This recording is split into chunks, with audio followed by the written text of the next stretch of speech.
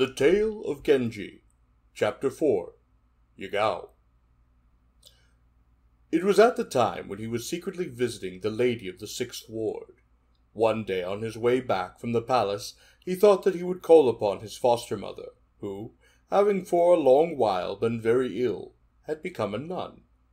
She lived in the 5th Ward. After many inquiries, he managed to find the house, but the front gate was locked, and he could not drive in. He sent one of his servants for Korimitsu, his foster nurse's son, and while he was waiting began to examine the rather wretched-looking by-street. The house next door was fenced with new paling, above which at one place were 4 or 5 panels of open trills work, screened by blinds which were very white and bare. Through chinks in these blinds a number of foreheads could be seen. They seemed to belong to a group of ladies who must be peeping with interest into the street below.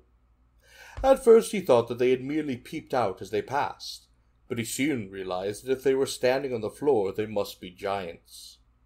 No, evidently they had taken the trouble to climb on to some table or bed, which was surely rather odd.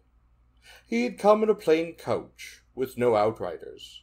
No one could possibly guess who he was, and feeling quite at ease, he leaned forward and deliberately examined the house.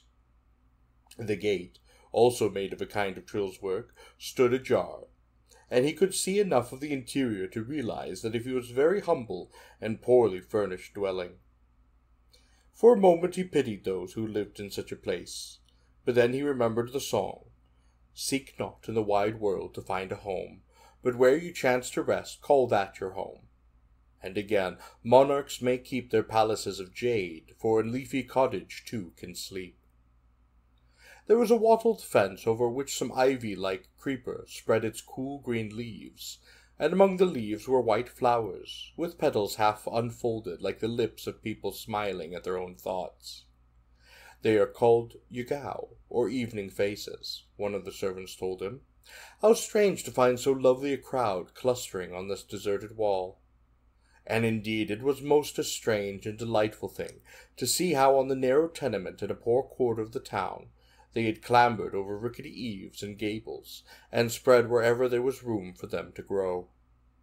He sent one of his servants to pick some, and the man entered at the half-open door, and had begun to pluck a few of the flowers, when a little girl in a long yellow tunic came through a quite genteel sliding door, and holding out towards Genji's servant a white fan, heavily perfumed with incense, she spoke to him.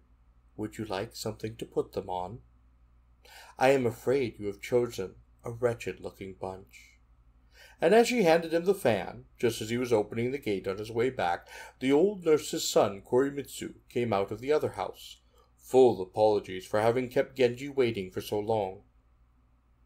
"I could not find the key of the gate," he said. "Fortunately, the people of this humble quarter are not likely to recognize you, and press or to stare. But I am afraid you must have been very much bored waiting for this hugger-mugger back street." And he conducted Genji into the house. Korimitsu's brother, the deacon, his brother-in-law Mikawa no Kami, and his sister all assembled to greet the prince, delighted by a visit with which they had not thought he was ever likely to honor them again. The nun, too, rose from her couch. "For a long time I have been waiting to give up the world, but one thing held me back. I wanted you to see your old nurse just once again as you used to know her. You never came to see me, and at last I gave up waiting, and I took my vows. Now, in reward for the penances which my order enjoys, I have got back a little of my health, and having seen my dear young master again, I can wait with a quiet mind for the Lord Amida's light." And in her weakness she shed a few tears. "I heard some days ago," said Genji, "that you were very dangerously ill, and was in great anxiety. It is sad now to find you in this penitent garb. You must live longer yet, and see me rise in the world, that you may be born again in the high 9th sphere of Amida's paradise. For they say that those who died with longings unfulfilled are burdened with an evil karma in their life to come." People such as old nurses regard even the most blackguardedly and ill-favored foster children as prodigies of beauty and virtue. Small wonder, then, if Genji's nurse, who had played so great a part in his early life, always regarded her office as immensely honorable and important, and tears of pride came into her eyes while he spoke to her.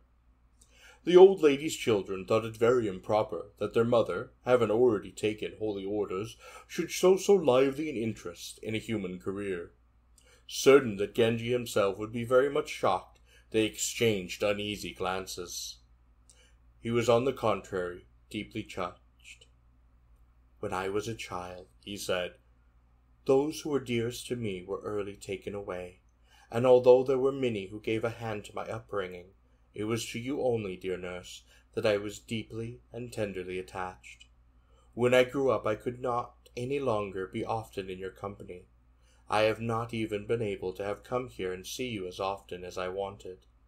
But in all the long time which has passed since I was last here, I have thought a great deal about you, and wished that life did not force so many bitter partings upon us."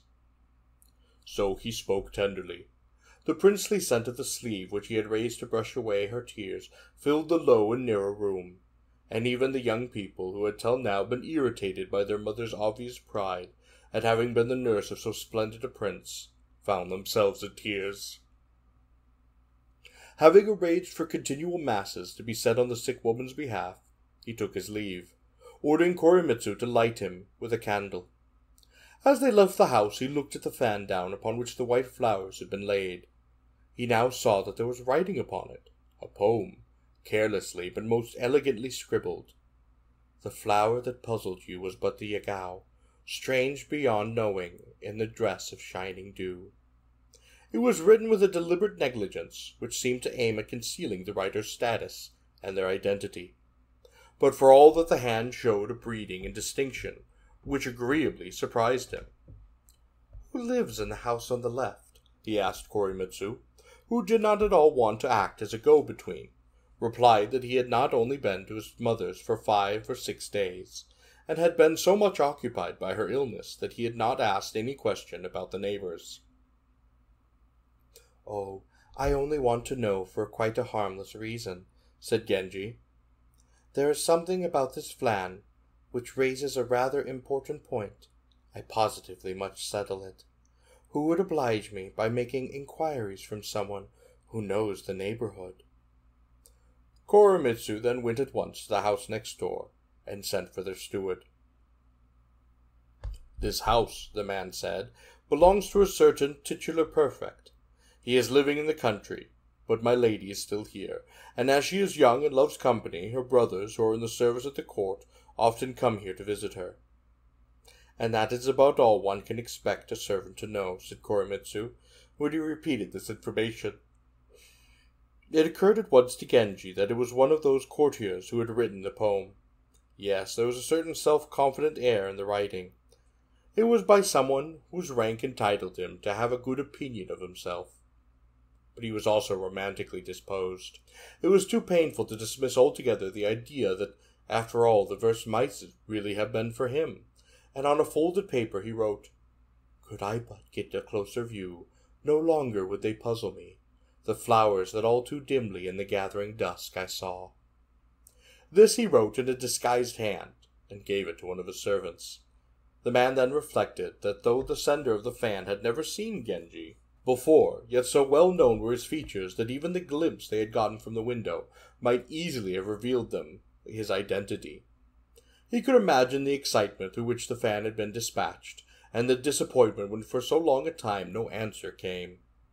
His somewhat rudely belated arrival would seem to them to have been purposely contrived, and they would all be agog to know what was in the reply. He felt very nervous as he approached the house. Meanwhile, lighted only by a dim torch, Genji quietly left his nurse's home. The blinds of the other house were not drawn, and only the firefly glimmer of a candle shone through the gap between them. When he reached his destination, a very different scene met his eyes. A handsome park, a well-kept garden, how spacious and comfortable it all was, and soon the magnificent owner of this splendor had driven from his head all thought of the wooden paling the shutters, and the flowers. He stayed longer than he intended, and the sun was already up when he set for the home. Again he passed the house with the shutters.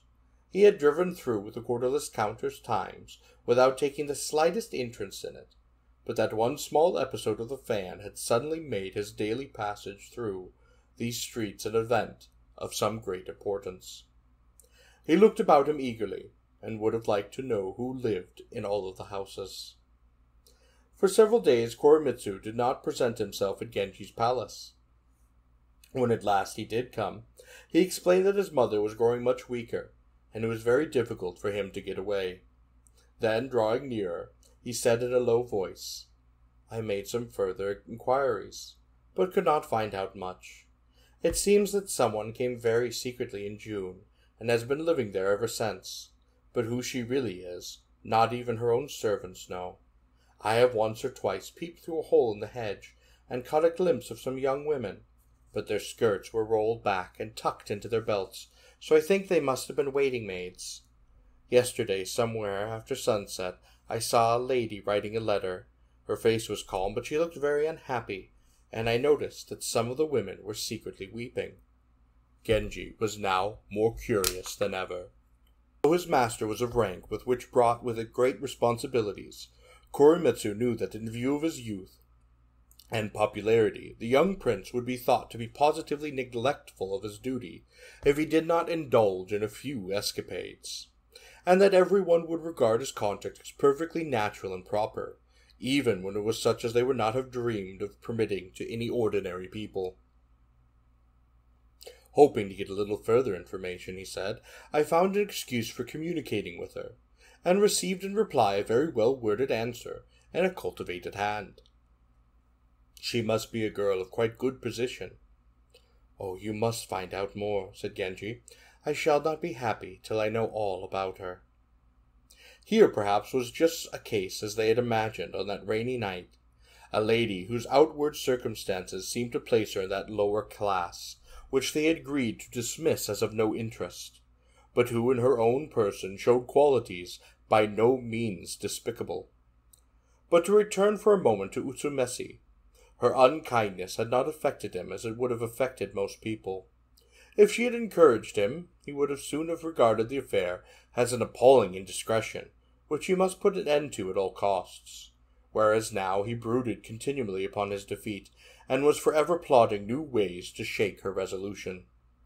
He had never, till the day of his visit to the foster-nurse, been interested in anyone of quite the common classes, but now, since that rainy night's conversation, he had explored, or so it seemed to him, every corner of society, including in his survey even those categories which his friends had passed over as utterly remote and improbable. He thought of the lady who had, so to speak, been thrown into his life as an extra, with how confiding an air she had promised that she would wait. He was very sorry about her, but he was afraid that if he wrote to her, Utsusumi might find out, and that would prejudice his chances, and he would write to her afterwards. Suddenly at this point Inosuke himself was announced. He had just returned from his province, and had lost no time in paying his respect to the prince. The long journey by boat, which made him look rather swarthy and haggard. Really, thought Genji, he is not at all an attractive man. Still it was possible to talk to him, for if a man is of decent birth and breeding, however broken he may be by age or misfortune, he will always retain a certain refinement of mind and manners, which prevent him from becoming merely repulsive. They were beginning to discuss the affairs of Io's province, and Genji was even joking with him, when a sudden feeling of embarrassment came over him. Why should these recollections make him feel so awkward? Inosuke was quite an old man. It had done him no harm. These scruples are absurd, thought Genji. However, she was right in thinking it was too queer, too ill-assorted a match, and remembering Uma no Kami's warnings, he felt that he had behaved badly. Through her unkindness still deeply wounded him, he was almost glad for Io's sake that she had not relented. My daughter is to be married, Io was saying, and I am going to make my wife back with me to my province. Here was a double surprise. At all costs he must see Utsusumi once again. He spoke with her brother, and the boy discussed the matter with her. It would have been difficult enough for anyone to have carried on an intrigue with the prince under such circumstances as these, but for her, so far below him in rank, and beset by new restrictions, it had now become unthinkable. She could not, however, bear to lose all contact with him, and not only did she answer his letters much more kindly than before, but took pains, although they were written with apparent negligence, to add the little touches that would give him pleasure, and make him see that she did still care for him. All this he noticed, and though he was vexed that she would not relent towards him, he found it impossible to put her fully out of his mind. As for the other girl, he did not think that she was at all the kind of person to go on pining for him when she was properly settled with a husband, and he now felt quite happy about her. It was autumn, and Genji had brought so many complications into his life that he had for some while been very irregular in his visits to the great hall, and was in great disgrace there. The lady in the grand mansion was very difficult to get on with, but he had surmounted so many obstacles in his courtship of her that to give her up the moment he had won her seemed absurd. Yet he could not deny that the blind, intoxicating passion which possessed him while she was still unattainable had almost fully disappeared. To begin with, she was far too sensitive. Then there was the disparity of their ages, and the constant dread of discovery which haunted him during these painful partings at some hours of the morning. In fact, there were way too many disadvantages. It was morning when mist lay heavy over the garden. After being many times roused, Genji at last came out of Rokujo's room, looking very cross and sleepy. One of the maids lifted part of the folding shutter, seeming to invite her mistress to watch the prince's departure, and Rokujo pulled aside the bed curtains, and tossing her hair back over her shoulder, looked out into the garden. So many lovely flowers were growing in the borders that Genji halted for a while to enjoy them. How beautiful he looked standing there, she thought. As he was nearing the portico, the maid who would open the shutters came, and walked by his side. She wore a light green skirt, exquisitely matched to the season and place. It was so hung as to show to great advantage the grace and suppleness of her stride. Genji looked around at her. "Let us sit down for a moment on the railing here in the corner," he said.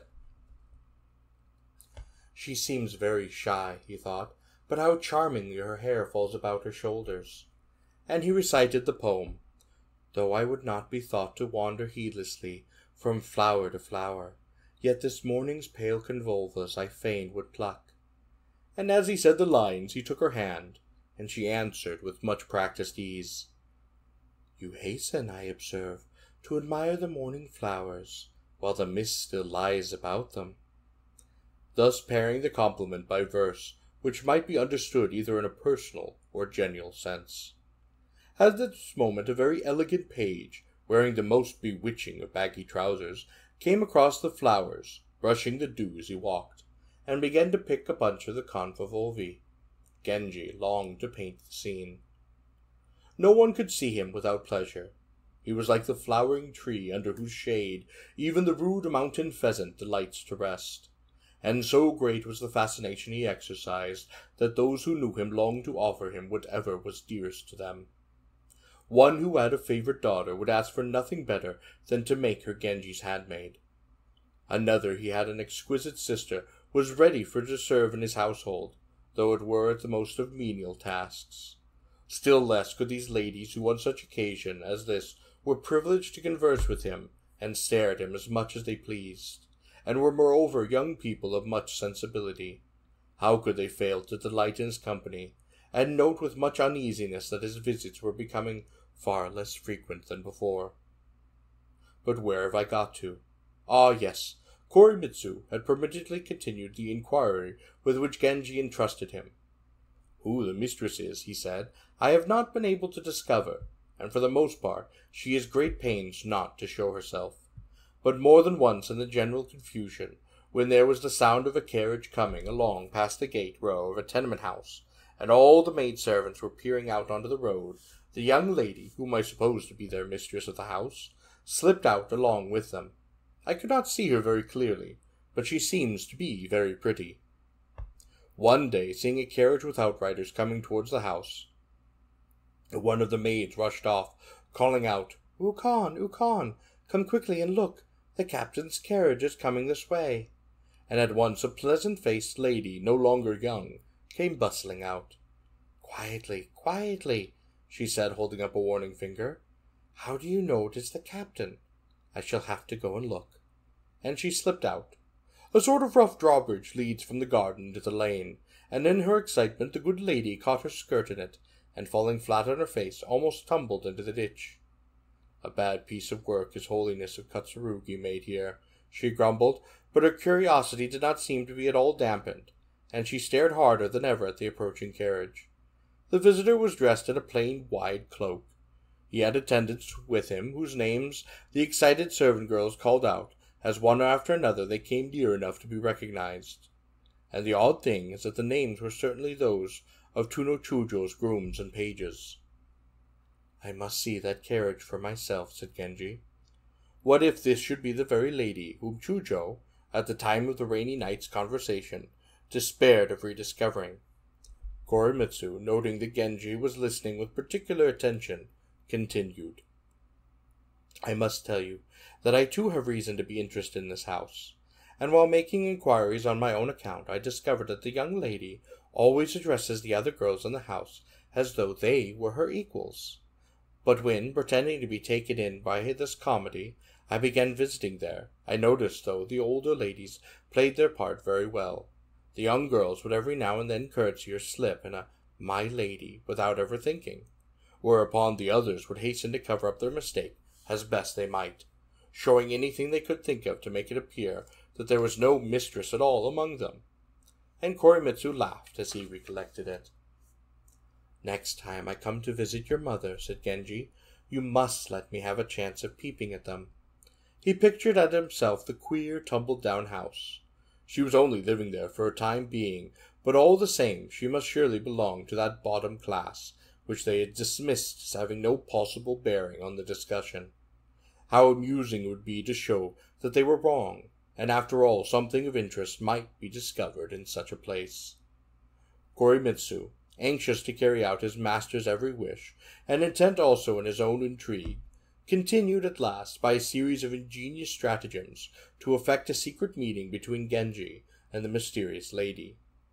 The details of the plan by which he brought this about would make a tedious story, and as is my rule in such of these cases, I have thought it better to omit it.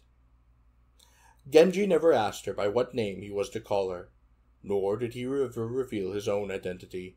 He came very poorly dressed, and, what was most unusual for him, on foot. But Koremitsu regarded that this was too great a tribute to so unimportant a lady, and insisted that Genji ride his own horse, while he walked by his side. In doing so he sacrificed his own feelings, for he too had reasons for wishing to create a good impression in the house, and he knew that by arriving this rather undignified way, he would sink in the estimation of the inhabitants. Fortunately, his discomfort was almost unwitnessed, for Genji took with him only the one attendant who had on the first occasion plucked the flowers, a boy whom no one was likely to recognize, and least suspicious would be aroused. He did not even take advantage of his presence in the neighborhood to call upon his foster nurse's home. The lady was very much mystified by all these precautions, and made great efforts to discover something more about him. She even sent someone after him to see where he went to when he left her at daybreak, but he succeeded in throwing his pursuer off the scent, and she was no wiser than before. He was now growing far too fond of her. He was miserable if anything interfered with his visits, and though he utterly disapproved of his own conduct, and worried a great deal about it, he soon found that he was spending most of his time at her house. He knew that at some time or another in their lives even the soberest of people lose their heads in this way. But hitherto he had never really lost his, or done anything with which he possibly could have considered very wrong. Now, to his astonishment and dismay, he discovered that even the few morning hours during which he was separated from her were becoming most unendurable. "What is it in her that makes me behave like a madman?" he kept on asking himself.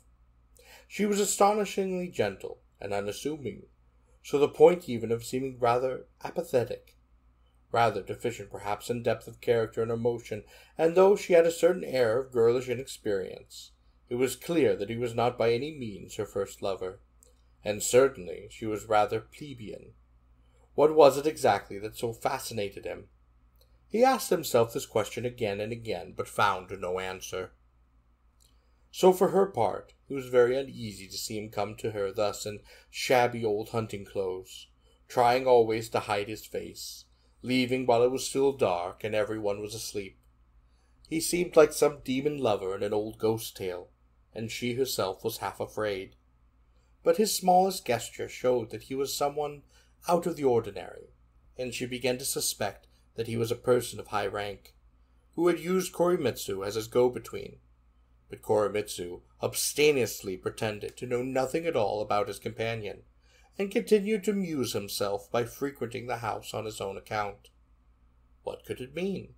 She was dismayed at this strange love-making, which she knew not whom. But about her, too, there was something fugitive, insubstantial.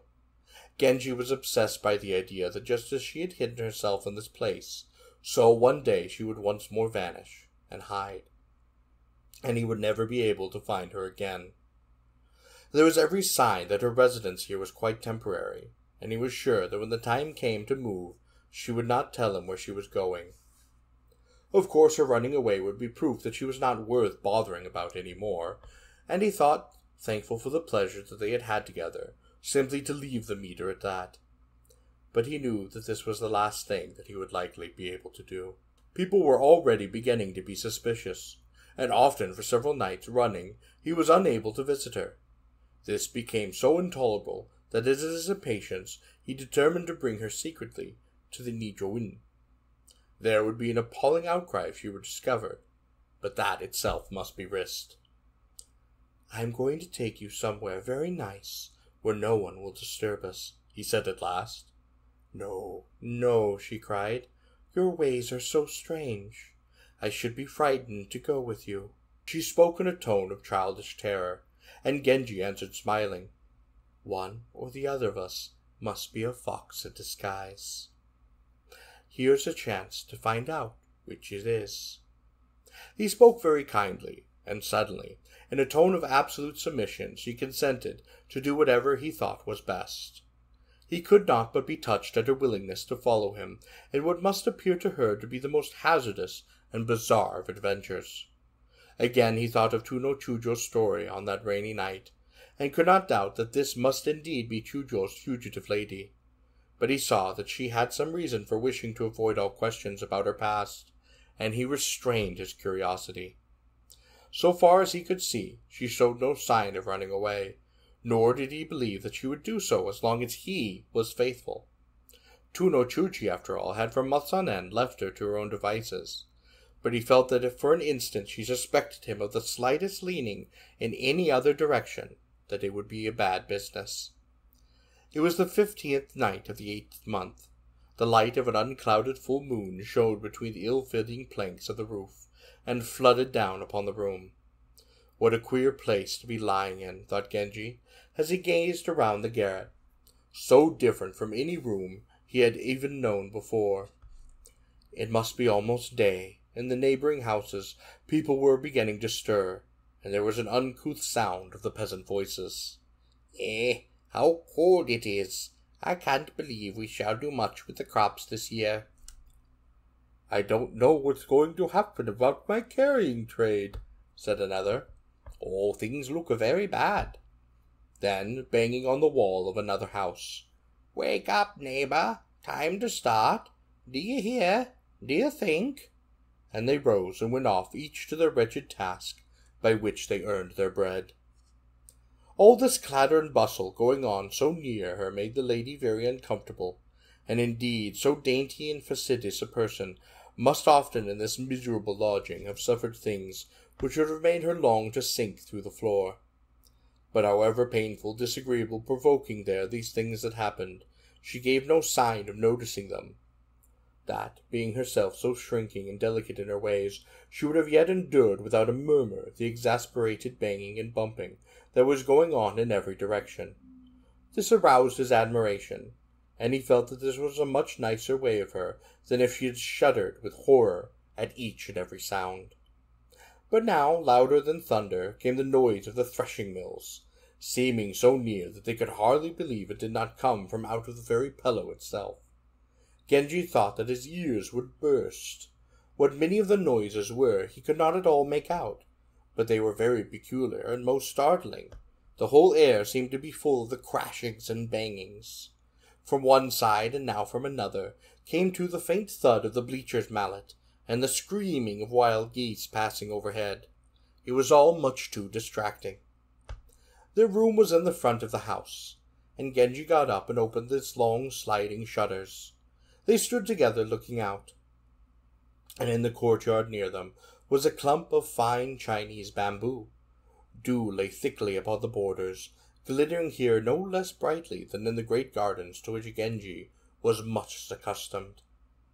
There was a confused buzzing of insects, crickets chirping upon the wall. He had often listened to them, but always at a distance. Now, singing so close to him, they made a music which was unfamiliar, and indeed seemed far lovelier than that which himself was acquainted. But then everything in this place, where one thing was so much to his liking, seemed, despite all drawbacks, to take on a new tinge of interest and beauty. She was wearing a white bodice, a soft grey cloak over it. It was a poor dress, but she looked charming and most distinguished. Even so, there was nothing very striking in her appearance, only a certain fragile grace and elegance. It was when she was speaking that she looked really beautiful. There was such a pathos, such an earnestment in her manner. If only she had a little more spirit. But even as she was, he found her irresistible, and longed to take her to some place where no one could disturb them.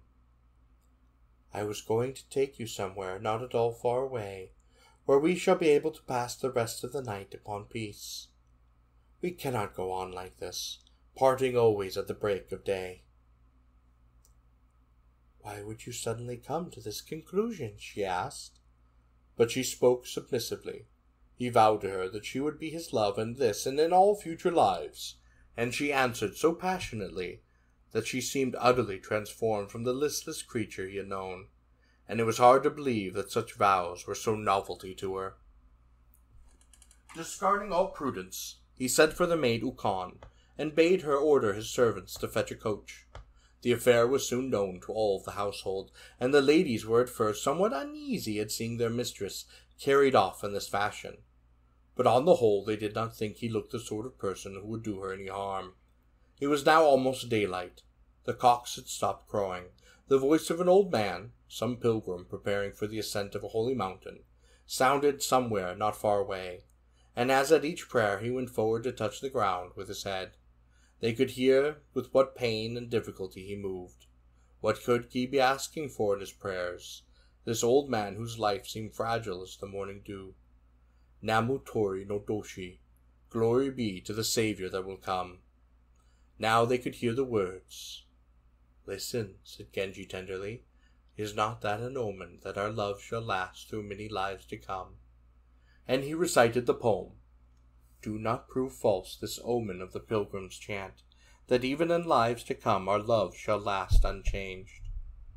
Then, unlike the lovers in the everlasting wrong, who prayed that they might be as the twin birds that shared a wing, for they remembered that the story had ended very sadly, they prayed, "May our love last till Metea comes as a Buddha into the world." But she, still distrustful, answered his poem with a verse. "Such sorrow have I known in this world, that I have small hope for worlds to come." Her versification was still a little tentative. She was thinking with pleasure that at the setting moon would light them on their way, and Genji was just saying so when suddenly the moon disappeared behind a bank of clouds. But there was still great beauty in the dawning sky. Anxious to be gone before it was quite light, he hurried her away to the coach, and put Ukon by her side. They drove to an untenanted mansion, which was not far off. While he was waiting for the steward to come out, Genji noticed that the gates were crumbling away. Dense shinobu grass grew around them. So sombre an attendance he had never even seen. There was a thick mist, and the dew was so heavy that when he raised the carriage blind, his sleeve was drenched. "Never yet has such an adventure so befallen me," said Genji, "so I am, as you may imagine, most excited." Then he made a poem in which he said that though love's folly had existed since the beginning of the world, never could man have acted out so much rashly at the break of the day into a land unknown. "But to you this is no great novelty," she blurted, and in turn made a poem. "I am as the moon that walks the sky, not knowing what menace the cruel hills may hold in store. High though she sweeps, her light may suddenly be blotted out." She seemed very depressed and nervous, but this he attributed to the fact that she had probably always lived at small houses where everything was huddled together, and he was amused at the idea that this large mansion should overawe her. They drove in, and while the room was being gotten ready, they remained in the carriage which had been drawn up alongside the balustrade. Ukon, looking very innocent all the while, was inwardly comparing this excursion with her mistress's previous adventures. She had noticed that the tone of extreme difference with which this latest lover had been received by the steward, and had begun to draw her own conclusions. The mist was gradually clearing away, and they left the couch and went into the room, which had been prepared for them. Though so quickly improvised, their quarters were admirably clean and well provided, for the steward's son had previously been a trusted house servant of Genji, and had also worked upon the great hall. Coming now to their room, he offered to send for some of Genji's gentlemen, "For," he said, "I cannot bear to see you going unattended." "Do nothing of the kind," said Genji. "I have come here because I do not wish to be disturbed. No one but yourself is to know that I have used this house." And he exacted a promise of absolute secrecy. No regular meal had been prepared, but the steward brought them a little rice porridge. Then they lay down again to sleep together for the first time in this unfamiliar and so strangely different place. The sun was high when they woke, and Genji went and opened the shutters himself. How deserted the garden looked! Certainly here there was no one to spy upon them. He looked out into the distance, and dense woods fast turned to jungle, and nearer the house not a flower or bush, but only unkempt autumn grass, and a pond choked with weeds. It was a wild and desolate place. It seemed that the steward and his men must live in some outbuilding, or lodge at a distance from the house, for here there was no sign or sound of life. It is, I must own, a strange and forsaken place to which we have come, but no ghost or evil fairy will dare molest you while I am here. It pained her very much that he was still masked, and indeed such a precaution was quite out of keeping with the stage at which they had now arrived. So at last, reciting a poem in which he reminded her that all their love down to this moment then, the flower opened his petal to the evening dew, had come from a chance vision seen casually from the street. Half turning his face away for a moment, he let her see him unmasked. "What of the shining dew?" he asked, using the words that she had written upon the fan. "How little I knew of its beauty, who had but in the twilight doubted and guessed." So she answered his poem in her low and halting voice. She need not have feared, for to him, poor as the verses were, they seemed most delightful. And indeed the beauty of this uncovered face, suddenly revealed to her in this black wilderness of the derelict and decay, surpassed all loveliness that she had ever dreamed of or imagined. "I cannot wonder what will I still set this barrier between us. You did not choose to tell me that I longed to know. But now it would be very unkind of you not to tell me your name." "I am like the fisherman's daughter in the song," she said, "and I have no name or home." But for all that she would not tell him who he was, she seemed most comforted that he had at least let her see him. "Do as you please about it," said Genji at last, but for a while he was out of temper. Soon they had made it up again, and as the day passed, presently Koremitsu came to their quarters, bringing the fruit and other viands. He would not come in, for he was frightened that Ukon would rate him mercilessly for the part he had played in arranging the abduction of her mistress. He had now come to the conclusion that the lady must possess charms which he had wholly overlooked, or Genji would certainly never have taken all this trouble about her, and he was touched at his own magnanimity in surrendering to his master a prize which he might well have kept for himself. It was an evening of marvelous stillness. Genji sat watching the sky. The lady found the inner room where she was sitting depressingly dark and gloomy. He raised the blinds of the front room and came to sit with her. They watched the light of the sunset glowing in each other's eyes, and in her wonder at his adorable beauty and tenderness, she forgot all of her fears. At last she was shy with him no longer, and he thought that the new-found boldness and merriment became her very well. She lay by his side till night, and he saw that she was again wearing the plaintive expression of a frightened child. So quickly closing the partition door, he brought in the great lamp, saying, "Outwardly, you are no longer shy with me. But I can see that deep down in your heart there is still some sediment of rancor and distrust. It is not kind to use me so." And again he was cross with her. What were the people at the palace thinking? Would he have been sent for? How far would the messengers pursue their search? He became quite agitated. Then there was the great lady in the 6th ward.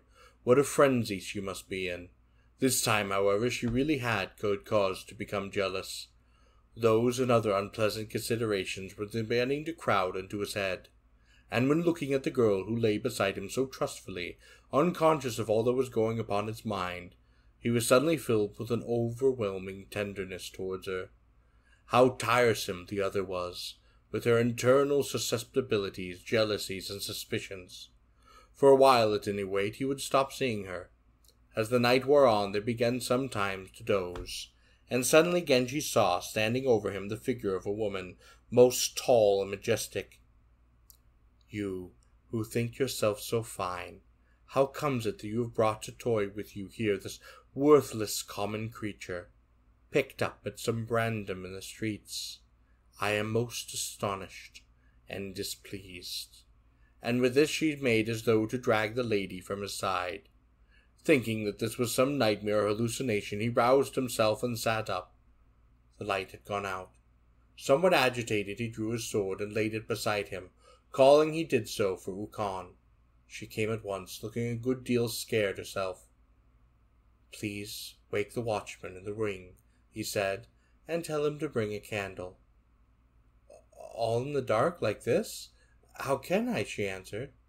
"Oh, do not be childish," said Genji, laughing, and clapped his hands. The sound echoed dissolutely through the empty house. He could not make anyone hear, and meanwhile he noticed that his mistress was trembling from head to foot. What should he do?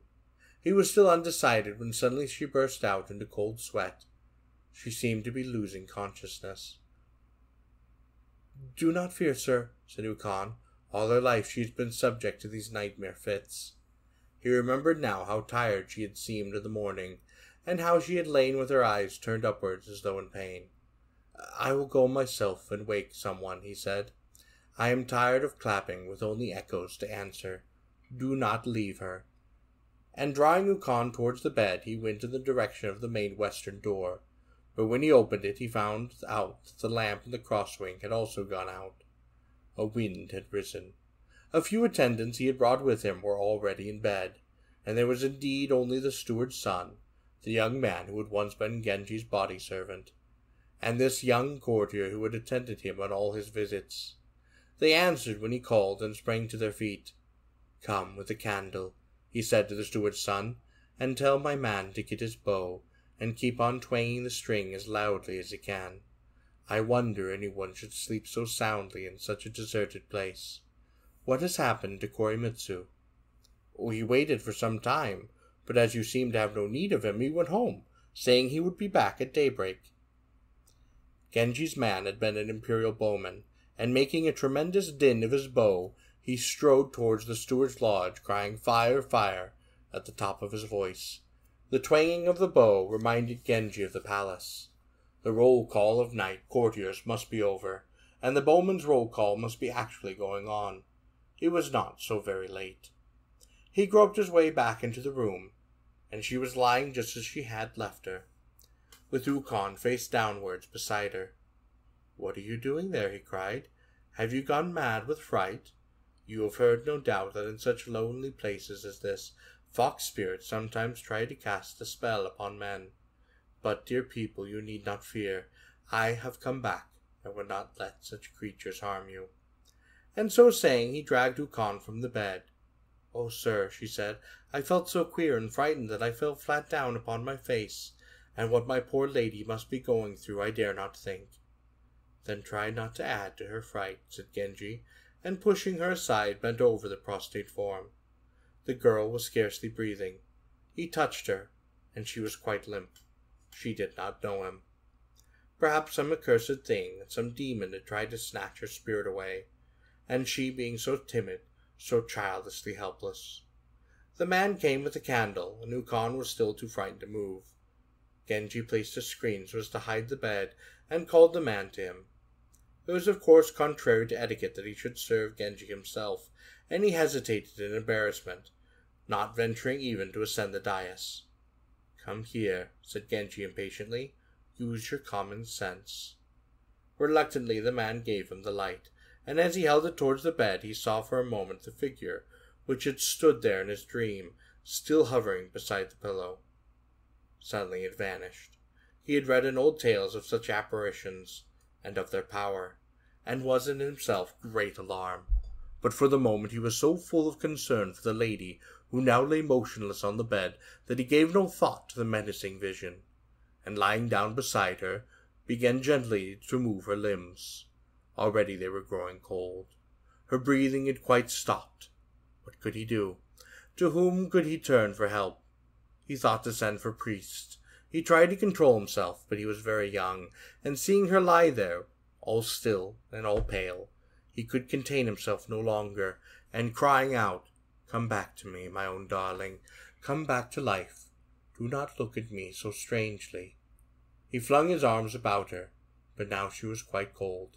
Her face was set in a dull, still, senseless stare. Suddenly Ukon, who had been so busy with her own fears, came to herself again, and set up the most dismal of weeping. He disregarded her. Something had occurred to him. There was a story of how a certain minister was waylaid by a demon as he passed the southern hall. The man, Genji remembered, had been prostrate with fear, but at the end he revived and escaped. No, she could not really be dead, and turning to Ukon he said firmly, "Come now, we cannot have you make such a hideous noise in the middle of the night."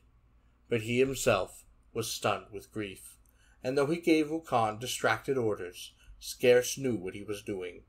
Presently he sent for the steward's son, and said to him, "Someone here has had a fright, and is in a very bad way. I want you to go to Koremitsu's house, and tell him to come as quickly as he can.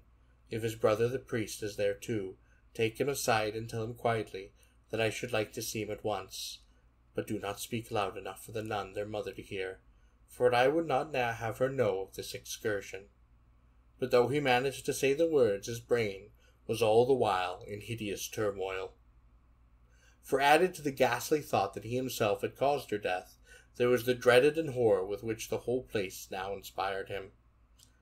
It was past midnight. A violent storm began to rise, sighing dismally as it swept the pine trees that clustered round the house, and all the while some strange bird, an owl he supposed, kept screeching hoarsely. Utterly desolate, and on all sides, no human voice, no friendly sound. Why had he chosen this hideous place?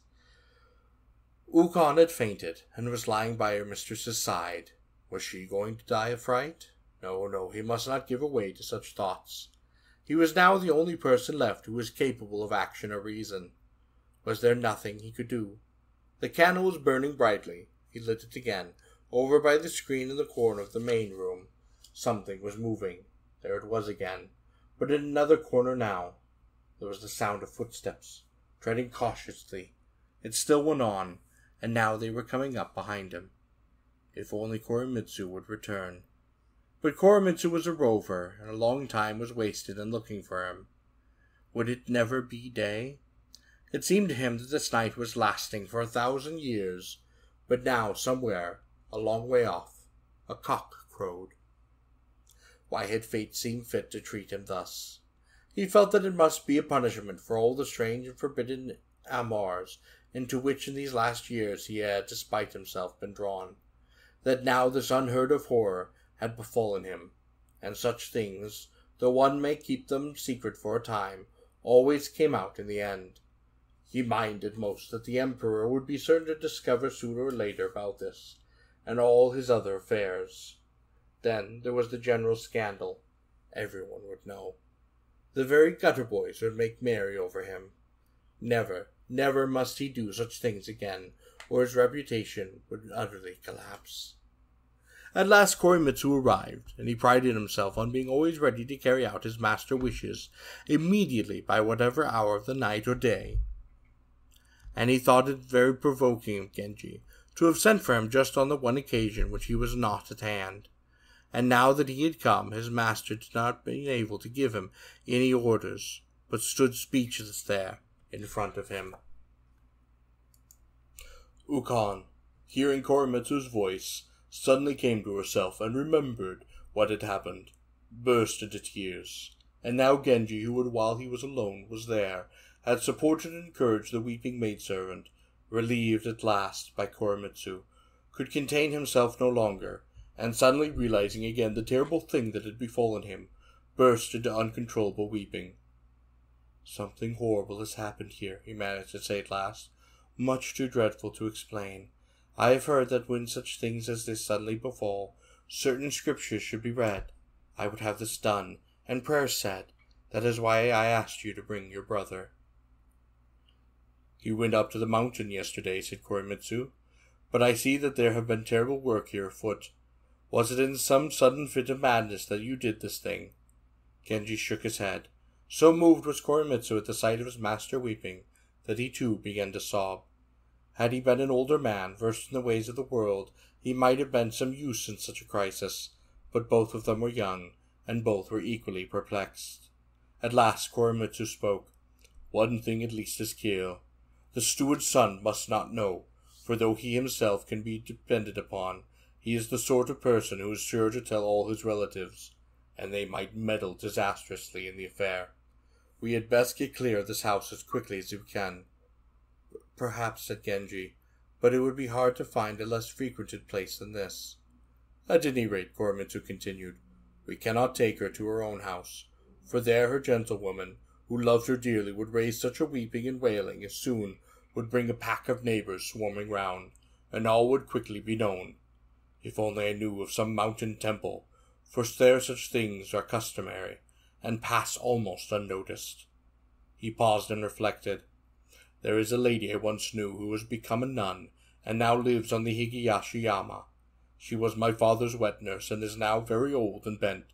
She does not, of course, live alone, but no outside people come there." A faint light was already showing in the sky when Koremitsu brought the carriage in. Thinking that Genji would not wish to move the body himself, he wrapped it in a rush mat and carried it towards the carriage. How small she was to hold! Her face was calm and most beautiful. He felt no repulsion. He could not find no way to secure her hair, and when he began to carry her it overflowed and hung towards the ground. Genji saw, and his eyes darkened. A hideous anguish possessed him. He tried to follow the body, but Koremitsu dissuaded him, saying, "You must ride back to your palace as quickly as you can. You have just time to get there before the stir begins." And putting Ukon into the carriage, he gave Genji his horse. Then pulling up his thick trouser to the knee, he accompanied the carriage on foot. It was a very singular procession, but Koremitsu, seeing his master's terrible distress, forgot for the moment his own dignity, and walked stolidly on.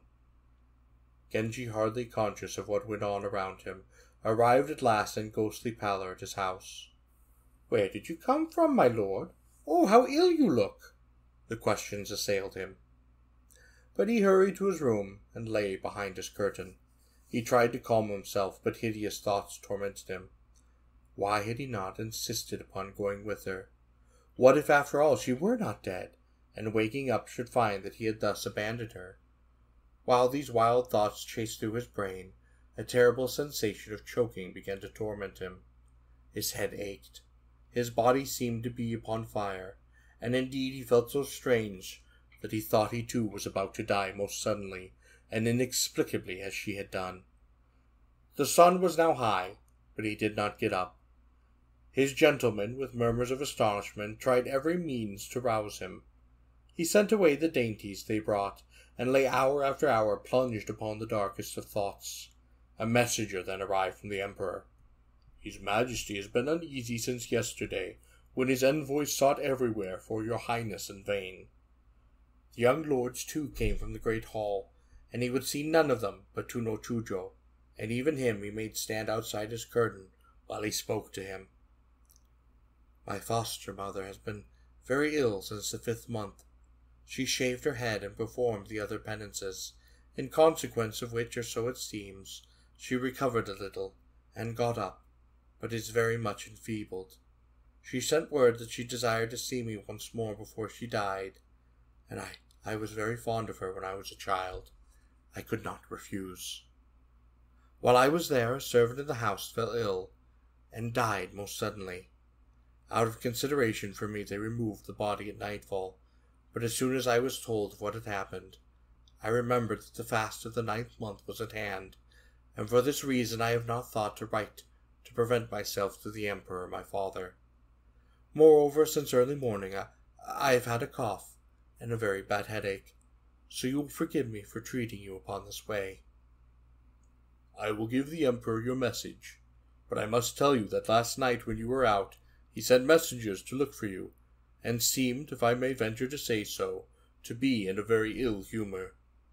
No Chujo turned to go, but pausing a moment came back to Genji's couch and said quietly, What really happened to you last night? What you told me just now cannot possibly be true. You need not go into details, answered Genji impatiently. Simply tell him that unintentionally I became exposed to a pollution, and apologize to him for as best you can. He spoke most sharply, but in his heart there was an unspeakable sadness, and he himself was very tired. All day he hid Hayden from sight. Once he sent for no Chujo's brother, Corridor no Ben, and gave him a formal message for the Emperor. The same excuse would serve for the Great Hall, and he sent a similar message there, and to other houses where he might be expected. At dusk, Koremitsu came. The story of Genji's pollution had turned all visitors from the door, and Koremitsu found his palace utterly deserted. What happened? Said Genji, summoning him. Are you sure that she is dead? And holding his sleeve before his face, he wept. All is over. Of that there is no doubt, said Koremitsu, also in tears. And since it is not possible for them to keep the body long, I have arranged with a very respectable priest, who is my friend, that the ceremony shall take place tomorrow, since tomorrow chances to be a good calendar day. And what of her gentlewoman? Said Genji. I fear she will not live, said Koremitsu. She cries out that she must follow her mistress, and this morning, had I not held her, she would have cast herself from a high rock. She threatened to tell the servants at my lady's house, and I prevailed upon her to think the matter over quickly before she did this. Poor thing, said Genji. Small wonder that she should be thus distracted. I too am feeling strangely disorderly, and do not know what will become of me. Torment yourself no more, said Koremitsu. All things happen as they must. Here is one who will handle this matter very prudently for you, and none shall ever be the wiser. Happen as they must, you are right, said Genji, and so I tried to persuade myself, but in the pursuit of one's own wanton pleasure, to have done harm, and to have caused someone's death, that is a hideous crime, a terrible load of sin to bear with me through the world. Do not tell even your sister, much less your mother the nun, for I am ashamed that she should even know that I have done that kind of thing. Do not fear, answered Koremitsu. Even to the priests, who must to a certain extent be let into the secret, I have told a long and made-up tale. And Genji felt a little easier in his mind. The waiting women of his palace were sorely puzzled, First he says he has been defiled and cannot go to court, and now he sits whispering and sighing. How could it all mean? Again, I beg you, said Genji at last, to see that everything is done as it should be. He was thinking all the time of elaborate court funerals, which he had witnessed, and he had indeed seen no others, and imagined Koremitsu directing a complicated succession of rituals. I will do what I can. It'll be no such great matter, he answered and turned to go. Suddenly Genji could bear no longer the thought that he would never see her again. You will think it very foolish of me, he said, but I am coming with you. I shall ride upon horseback. If your heart is set upon it, said Koremitsu, it is not for me to reason with you. Let us start soon, though, so that we may be back before the night is o'er. So putting on the hunting dress and other garments in which he had disguised himself before, he left his room. Already the most hideous of anguish possessed him, and now as he sat down upon his strange journey, to the dark thoughts that filled his mind was added a dread lest his visit might rouse to some fresh fury the mysterious power which had destroyed her. Should he go? He hesitated, but though he knew that this was lay no cure for his sadness, yet if he did not see her now, never again perhaps in any life to come would he meet the face and form that he had loved so well. So with Koremitsu and the one some gown, to hear him company, he set upon the road. The way seemed endless. The moon of the 17th night had risen, and lit up the whole space of the Como plain, and in the light of the outrunners' torches, the countryside towards Terrebonne now came dimly into sight. But Genji, in his sickness and despair, saw none of this, and suddenly waking from the stupor into which he had fallen, found that they had arrived. The nun's cell was in a chapel built against the wall of the wooden house. It was a desolate spot, but the chapel itself was quite beautiful. The light of the visitors' torches flickered through the open door, and in the inner room there was no sound but that of a woman weeping by herself. In the outer room were several priests talking together. Or were they praying? They were in hushed voices. In the neighboring temples vespers were over, and there were absolute stillness. Only towards the Karamizu were lights visible, and many figures seeming to throng the hillside. A senior priest, son of the aged nun, now began to recite the scriptures in an impressive voice, and Genji as he listened felt the tears come into his eyes. He went in. Ukon was lying behind a screen, and when she heard him enter, she turned the lamp to the wall. What terrible thing was she trying to hide from him? But when he came nearer, he saw to his joy that the dead lady was not changed in any way whatsoever, but lay there very calm and beautiful. And feeling no horror or fear at all, he took her hand and said, "Speak to me once again. Tell me why for so short a while you came to me and filled my heart with gladness, and then so soon forsook me. Who loved you so well?" And he wept long and bitterly by her side. The priests did not know who he was, but they were touched by his evident misery and themselves shed tears. He asked Ukon to come back with him, but she answered, "I have served this lady since she was little child, and never once for so much as an hour have I left her. How can I suddenly pass from one who was so dear to me, and serve upon another's house? And I must now go and tell her people what has become of her, for such is the manner of her death. If I do not speak soon, there will be an outcry that it was I who was to blame, and that would be a terrible thing for me." Then she burst into tears, wailing, "I will lie with her upon the pyre, my smoke shall mingle with hers." "Poor soul," said Genji, "I do not wonder at your despair, but this is the way of the world. Late or soon we must all go where she is gone. Take comfort and trust in me." So he sought to console her, but in the moment he added, "These, I know, are but hollow words.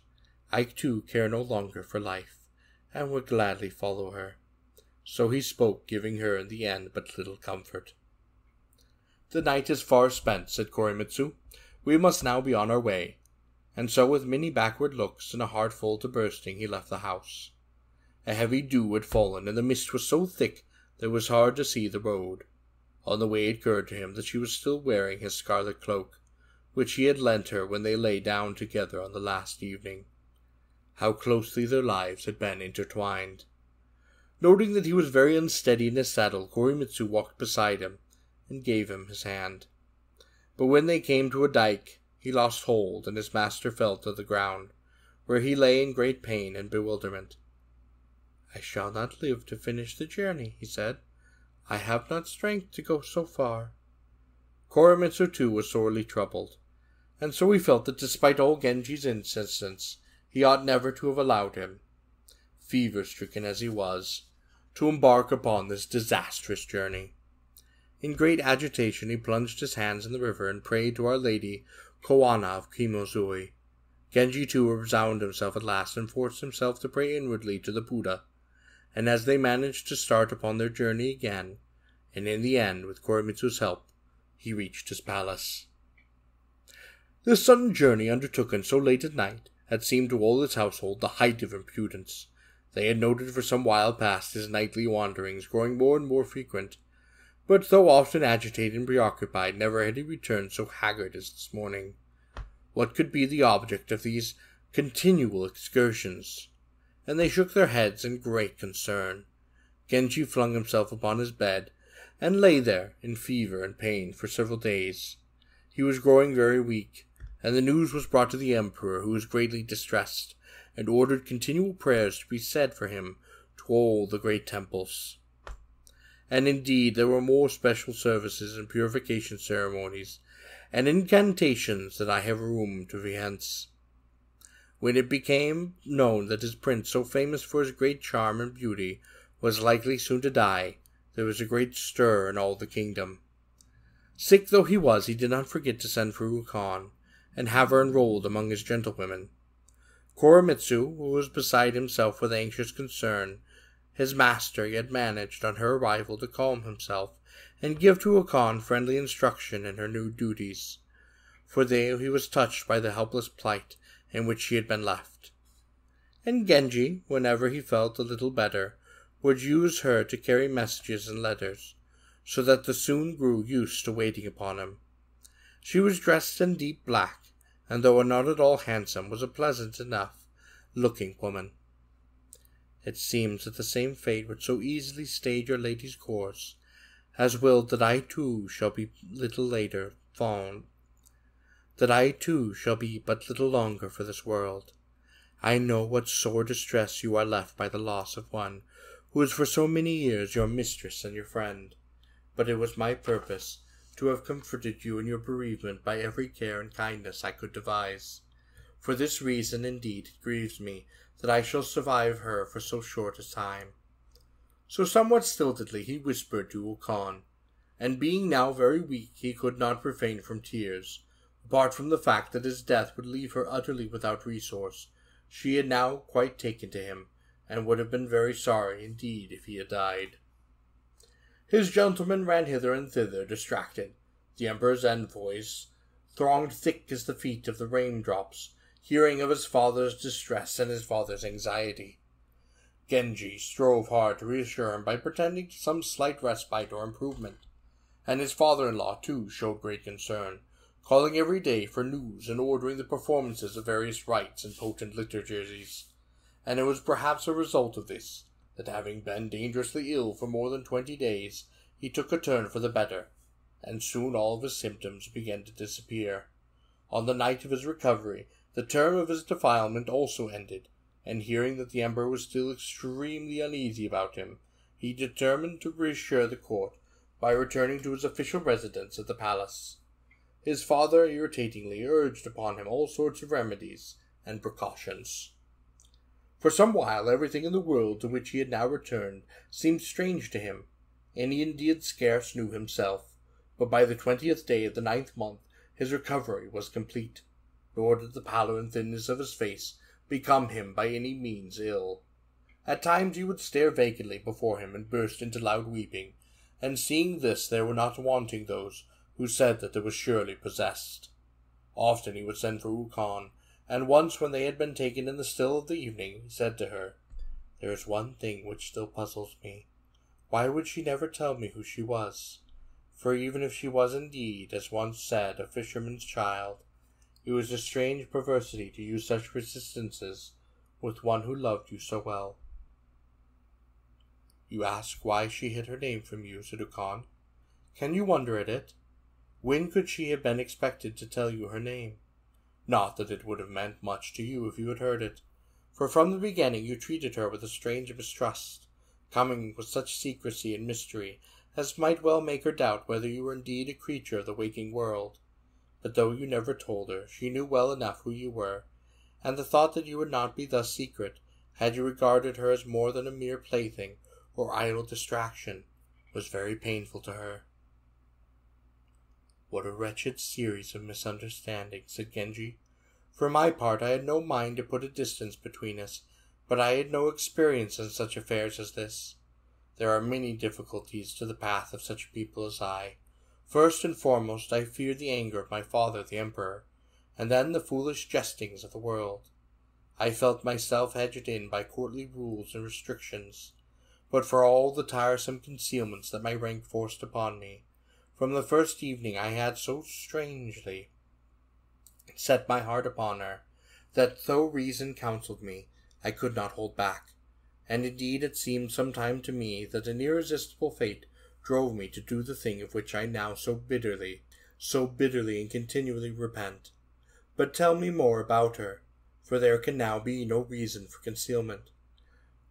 When on each 7th day I cause the name of the Buddhas to be written for her comfort and her salvation, whom am I to name my inward prayer?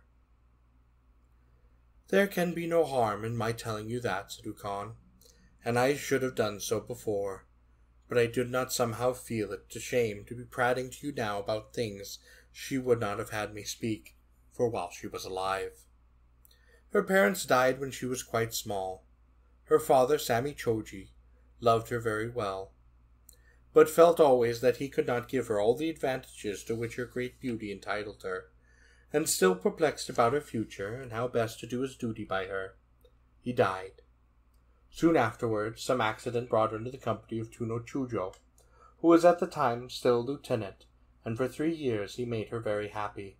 But in the autumn of last year, disquieting letters began to arrive from the great hall of the right, and again by nature, prone to fits of unreasoning fear, she now fell into a wild panic, and fled to the western part of the town, where she hid herself in the house of her old wet nurse. Here she was very uncomfortable, and had planned to move to a certain village in the hills, when she discovered that it would be unlucky, owing to the position of the stars since the beginning of the year, to make any journey in that direction, and though she never told me so, I think, it troubled her sorely that you should have come upon her when she was living in so wretched a place. But there was never anyone in the world like my lady for keeping things to herself. She could never bear that other people should know what was on her mind. I have no doubt, sir, that she sometimes behaved very oddly to you, and that you have seen this all yourself. Yes, this was all just as Tuno Choji had described. I think there was some mention of a child that Chujo was vexed to have lost sight of. And Genji more interested than ever, am I right? Yes, indeed, she answered. It was born in the spring of last year. A girl. A fine child it was. Where is it now? Said Genji. Could you get a hold of it and bring it to me here, without anyone know where you were taking it? It would be great comfort to me in my present misery to have some remembrance of her near me. And he added, I ought of course to tell Chujo, but that would lead to useless and painful discussions about what had happened. Somehow or other I will manage to bring her up here in my palace.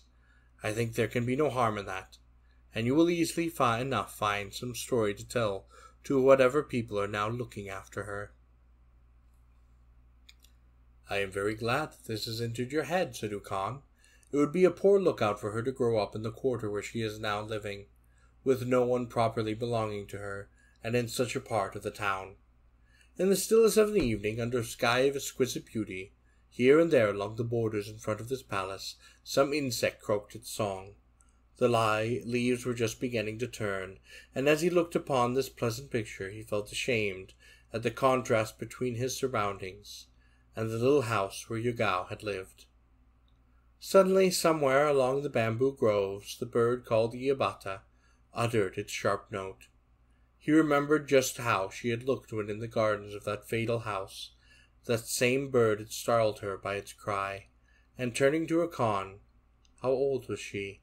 He suddenly asked, for though she seemed childlike in her difference and helplessness, that may only have been a sign that she was not long for this world.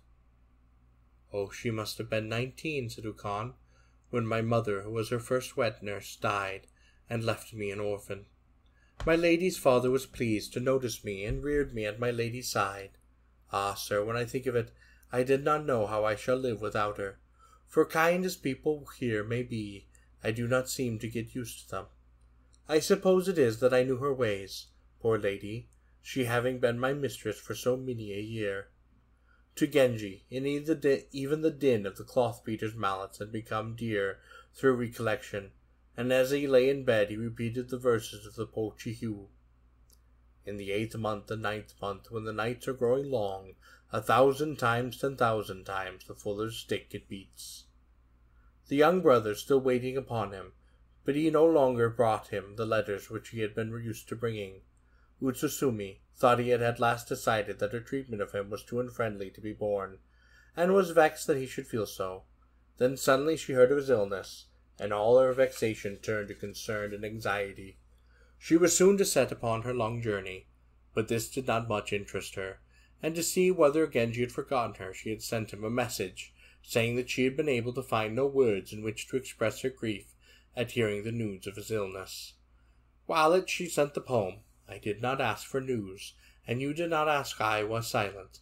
So the day wore on, and I remained in sorrow and dismay. He had not forgotten her, no, not in all his trouble, and his answer came, of this life, fragile as Utsumi's shell, already I see weary, when your word came, and give me strength to live anew. The poem was written in a very tremulous and confused hand, but she thought the writing very beautiful, and it delighted her that he had not forgotten how, cicada-like, she had shed her scarf. There could be no harm in the interchange of notes. She had no intention of arranging a meeting. She thought that at last even he had seen that there could be no sense in that.